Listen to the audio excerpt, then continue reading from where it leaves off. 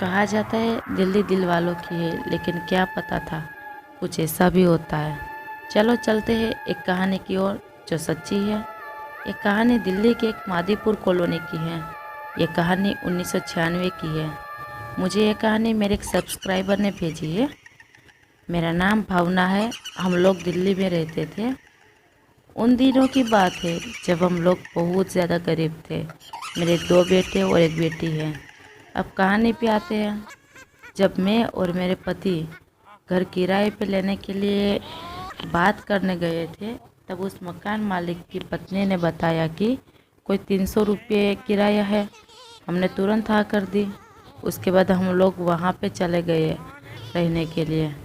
कुछ दिन तो अच्छे से गुजरे और हमें मकान मालिक की बीवी ने बताया था कि कोई भी रात में दरवाज़ा नॉक करे तो मुझे आवाज़ लगाना, खोलना मत। हमें क्या पता था कि ऐसा भी होगा। उसके बाद जो हुआ मानो कि दिल दहल गया।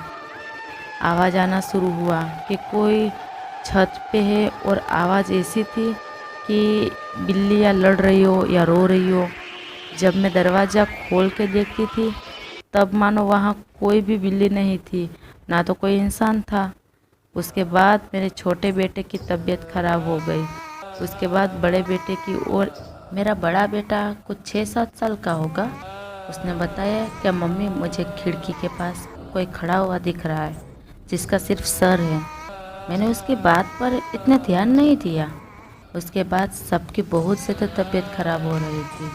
मैंने कहीं जगह से दवाई ली थी लेकिन कहीं भी अच्छा नहीं हो रहा था। मैंने सोचा कि अब कहीं कोई दवा से नहीं, दुआ से ही ठीक होगा।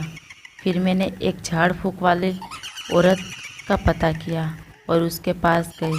तब पता चला वहाँ पे एक चुड़ैल है और वो कोई और नहीं, मकान मालिक की पहली बीवी थी जो आत्महत्या कर चुकी थी उसी घर में। उसके बाद हमने तुरंत वो घर खाली कर दिया। हमने इतनी जल्दबाजी में घर खाली किया था कि कुछ सामान वहीं छूट गया था। जहाँ पर हम नई जगह पर रहने गए थे वहाँ एक बंगाली फैमिली रहती थी। वो बहुत ही अच्छी थी। उसके बेटे ने कहा कि मैं आपका सामान लेके आऊँगा के और मेरी बेटी और वो लड़का सामान लेने के लिए उस घर में गए।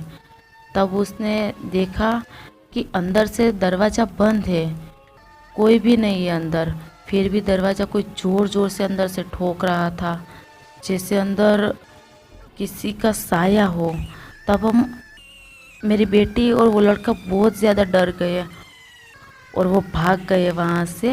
ये कहानी भावना जी ने भेजी थी। आपको पसंद आई हो।